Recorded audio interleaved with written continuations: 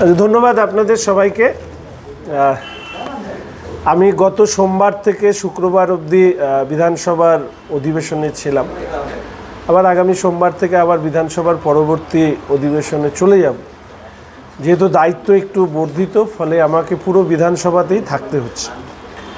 এর মাঝখানে শিলিগুড়ি শহরে অনেকগুলো ঘটনা ঘটেছে এবং বিধানসভার অভ্যন্তরে আমি বেশ কিছু কথা শিলিগুড়ি, উত্তরবঙ্গ এবং রাজ্যের তুলেছি। সেই নিয়ে আপনাদেরকে অবহিত করব। আমার সাথে আজকে উপস্থিত আছেন আমাদের ভারতীয় জনতা পার্টির শিলিগুড়ি সাংগঠনিক জেলার জিএস শ্রী নান্টুপাল মহাশয়। আমার সাথে আছেন বিরোধী দলনেতা শিলিগুড়ি মিউনিসিপ্যাল কর্পোরেশন অমিত জৈন মহাশয়। আমার সাথে উপস্থিত আছেন শিলিগুড়ি মিউনিসিপ্যাল কর্পোরেশনের 4 নম্বর ওয়ার্ডের কাউন্সিলর বিবেক সিং মহাশয়। প্রথমত আপনাদেরকে বলি যে নীতি আয়োগের বিষয়কে সামনে রেখে রাজ্যের বর্তমান মুখ্যমন্ত্রী তিনি একটি সাংবাদিকদের সামনে কিছু কথা বলেছেন।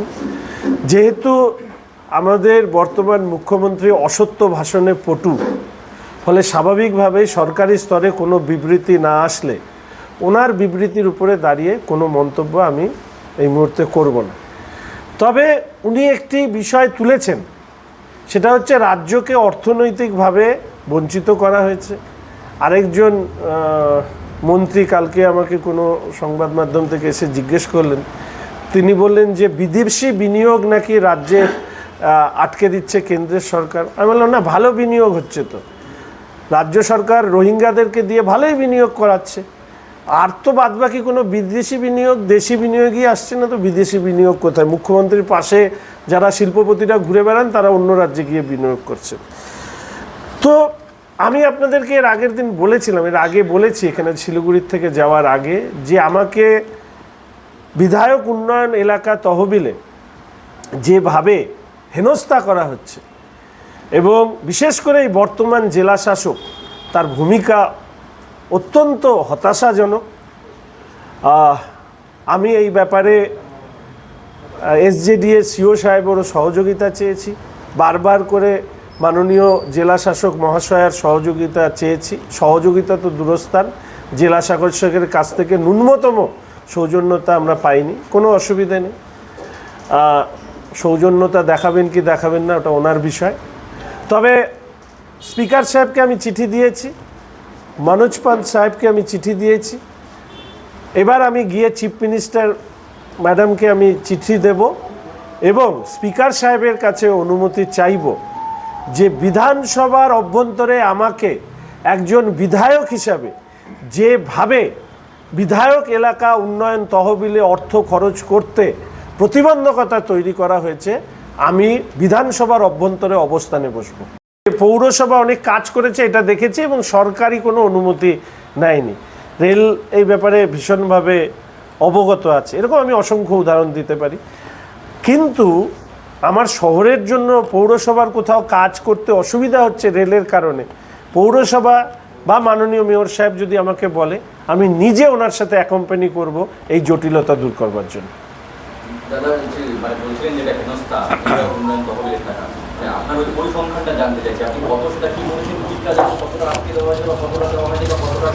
এই আমি অবশ্যই স্পিকার সাহেবকে আমি একটা চিঠি অলরেডি দিয়েছি, মনোজ পান্তকে দিয়েছি।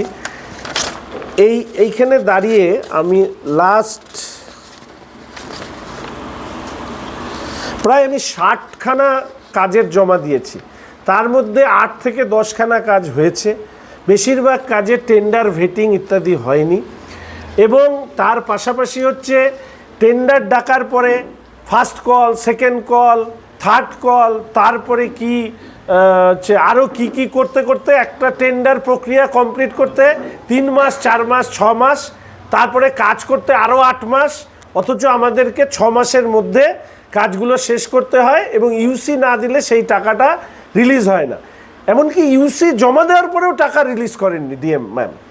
তো এই বিষয়গুলো আছে, সেই বিষয়গুলো আমি বিশদ আকারে আমি ইতিমধ্যেই তুলে দিয়েছি স্পিকার সাহেবকে এবং মনোজ পন্ত সাহেবকে, এবং আমি এসজেডি এর সিও সাহেবকেও দিয়েছি এবং আমি ডিএম ম্যামকেও দিয়েছি। কিন্তু ডিএম ম্যামের একটা আমি জানি না, আমরা এর আগেও দার্জিলিংয়ে অনেক জেলাশাসক দেখেছি, তারা কিন্তু শিলিগুড়িতে আসতেন, দেখা যেত, আমরা তাদের সাথে গিয়ে দেখা করতে পারতাম। এনাকে তো আমি এনাকে পাওয়াই মুশকিল।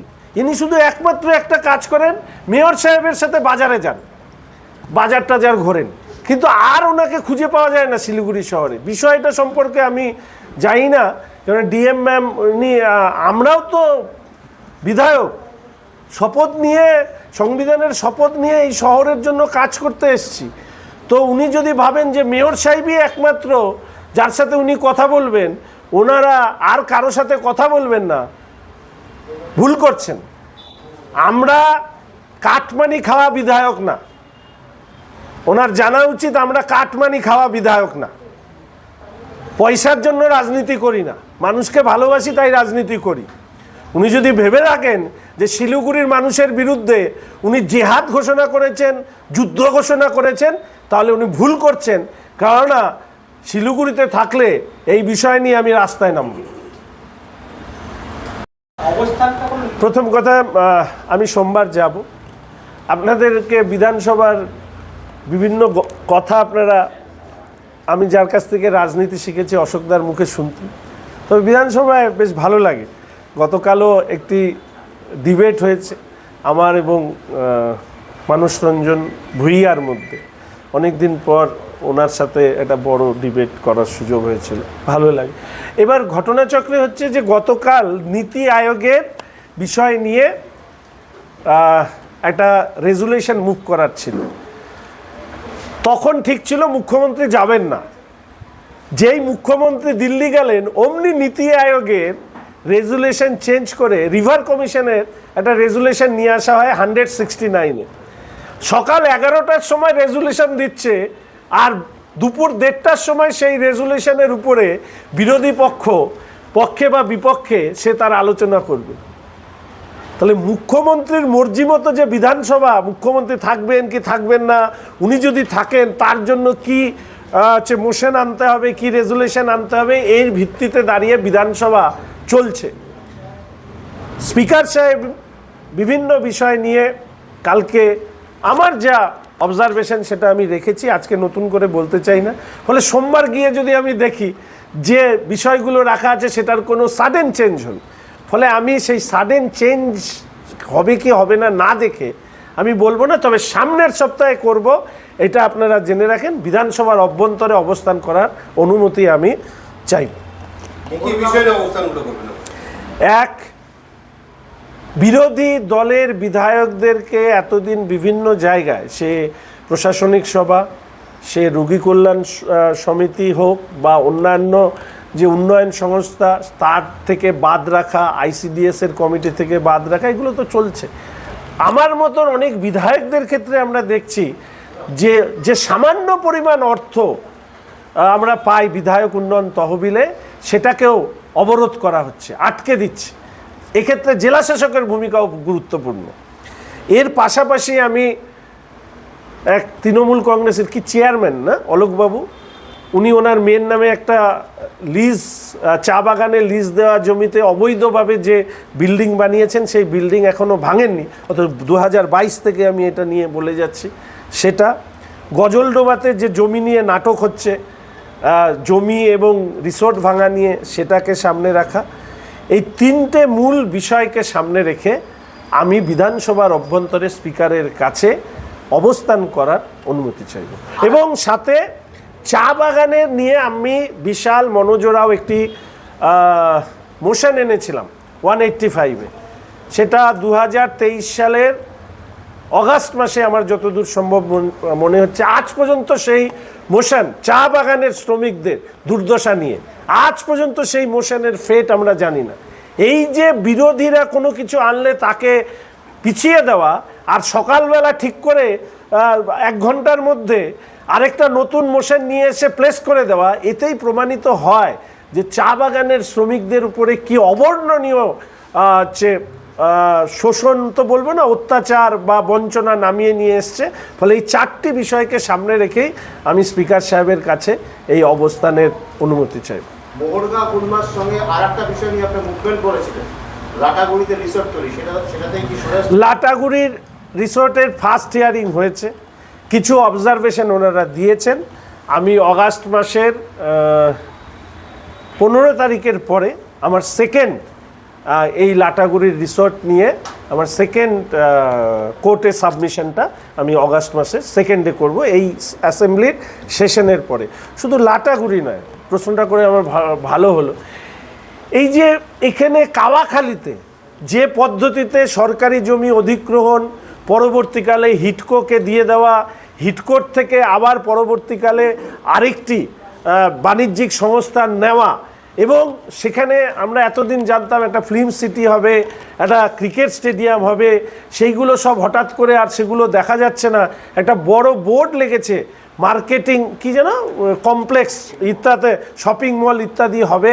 এই বিষয়টি খতিয়ে দেখার জন্য আমি মাটিগাড়া বিডিও সাহেবকে বলে এসেছিলাম, যেহেতু আপনারা বুঝবেন যে বিরোধী দলের মুখ্য সচেতক হওয়ার কারণে আমার পক্ষে অধিবেশনের প্রত্যেক দিন থাকাটা যেহেতু আবশ্যক হয়ে গেছে, ফলে এই পুরো বিষয়টা এবং সাথে উত্তরায়ণের যে জমি, যে চুক্তির করে রাজ্যের সরকারের কাছ থেকে নেওয়া হয়েছিল, সেইখানে যে ম্যাপ সাবমিট হয়েছে, আমাকে অনেক নাগরিকরা ওখানকার জানিয়েছেন যে সে তার উপরে দাঁড়িয়েও বেশ কিছু অল্টারনেশন হয়েছে বা যা ছিল সেই জায়গাটাকে পরিবর্তন হয়েছে। পুরো বিষয়টাকে আমি জানার চেষ্টা করছি, খোঁজ নেওয়ার চেষ্টা করছি। এই বিষয়গুলো কিন্তু আমার সামনের দিনের রাজনীতিতে আসবে। বড় স্কুল, প্রচুর ছাত্রছাত্রীরা পড়ে, আপনাদের অনেকের মতন, আমি জানি না সবার মতন কিনা, আপনাদের অনেকের মতন আমি চটের বস্তা নিয়ে স্কুলে পড়তে যেতাম, চটের বস্তা আর টিনের বাক্স। এখনও যাবেন শিলিগুড়িতে পাইপলাইনের উপরে স্কুলে, আমি ওইখান থেকে পড়ে আজকে আমি পিএইচডি করেছি, ডক্টরেট করেছি। বড় স্কুলে পড়ে ডক্টরেট করিনি। ফলে স্কুলের পুলিশ হেফাজতের রং ফং চেঞ্জ হয়ে গেল। বাহ বাহ বাহ বাহ, আজ পর্যন্ত সিপি সাহেবের কোনো মন্তব্য নেই। আমি বিধানসভার অভ্যন্তরে এই প্রশ্ন তুলেছি, ব্যাস সব চুপ। বলে তাই নাকি, আমি তো যাই, আমরা তো যাই না। অথচ মুখ্যমন্ত্রীকে চিঠি দিয়েছি, সিপিকে চিঠি দিয়েছি, সিপি সাহেবকে।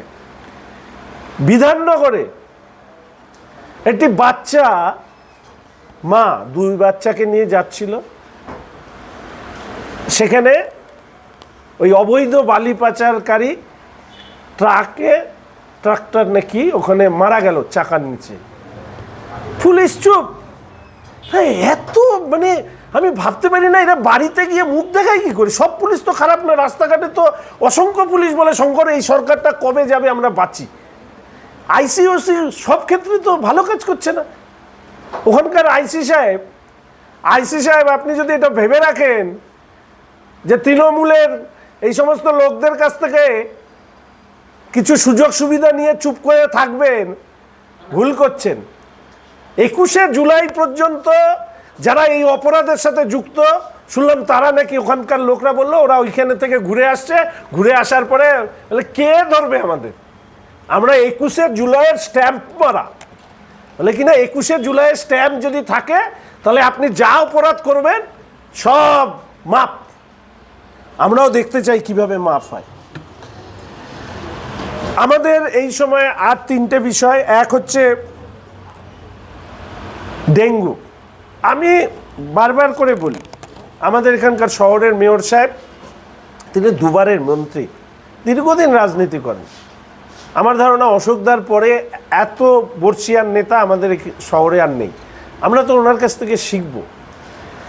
ওনার মেয়রশিপে ডেঙ্গুতে একটি বাচ্চা মারা গেল। আমার কাছে অভিযোগ হচ্ছে যে নার্সিংহোম প্রথমে বলল ডেঙ্গু, তারপরে স্বাস্থ্য দপ্তরকে ওখান থেকে চেঞ্জ করিয়ে দেওয়া হলো প্রেশার দিয়ে। শুধু চেঞ্জ করা নয়, ওই অঞ্চলে যে স্যানিটাইজ করার ব্যাপার থাকে সেটা পর্যন্ত করা হলো না। এইটা প্রত্যাশিত নয় মেয়র সাহেবের কাছ থেকে। আমি কোনো কটু মন্তব্য করতে চাই না, কিন্তু আমরা তো শিখবো, আমরা তো ওনাদের কাছ থেকেই শিখবো। উনি তো মন্ত্রী ছিলেন, মেয়র হয়েছেন, শহর মাননীয় মেয়র সাহেবের উপস্থিতিতে অভিভাবকহীন হয়ে যাচ্ছে।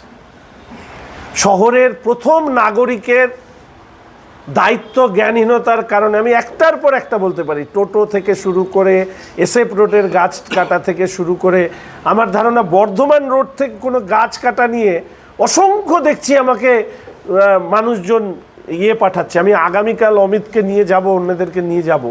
আমি ঠিক জানি না, এর আগে এখানেও আমরা দেখলাম সেবক রোডেও প্রচুর গাছ টাছ কাটা গেছে। কোনো কোনো জায়গায় গাছ কাটাটা দরকার হতে পারে, তার সাবস্টিটিউট ব্যবস্থা হোক, কিন্তু গাছ কাটাটা হ্যাবিটে পরিণত করছে। কিডন্যাপিং এবং মিসিং, হঠাৎ করে আমাদের শহরে কিডন্যাপ, মিসিং এগুলো খবর প্রচুর বেরিয়েছে। আমি শুধু প্রশাসনের কাছে একটাই অনুরোধ করব, শুনলাম নাকি অনেক ক্ষেত্রে ভুয়ো তথ্য, বিভ্রান্তিকর তথ্য এসছে, এটা ঠিক, কিন্তু আবার এটাও ঠিক প্রচুর মিসিং পার্সন তারা কিন্তু এখনও ফেরেননি। মানে তাহলে যদি সম্ভব হয় তাহলে যা যা মিসিং পার্সনসদের লিস্ট এই সময়কালে জমা পড়েছে তথ্য আকারে, তাদের নামের তালিকা প্রকাশ করে বা তাদের নাম প্রকাশ করে, এদের মধ্যে এ মিসিং ছিল, এ পাওয়া গেছে, এই রকম করে যদি একটা তালিকা প্রকাশ করেন তাহলে মনে হয় আমাদের শহরবাসীর মনে আতঙ্ক তৈরি হবে না। এটাই মূলত আমার আজকে বলার। আপনাদের প্রত্যেককে ধন্যবাদ। Bureau report, D Bangla news. সব খবর সবার আগে পেতে আমাদের চ্যানেলটি সাবস্ক্রাইব করুন এবং পাশে থাকা বেল আইকনটিতে ক্লিক করুন, লাইক ও শেয়ার করুন।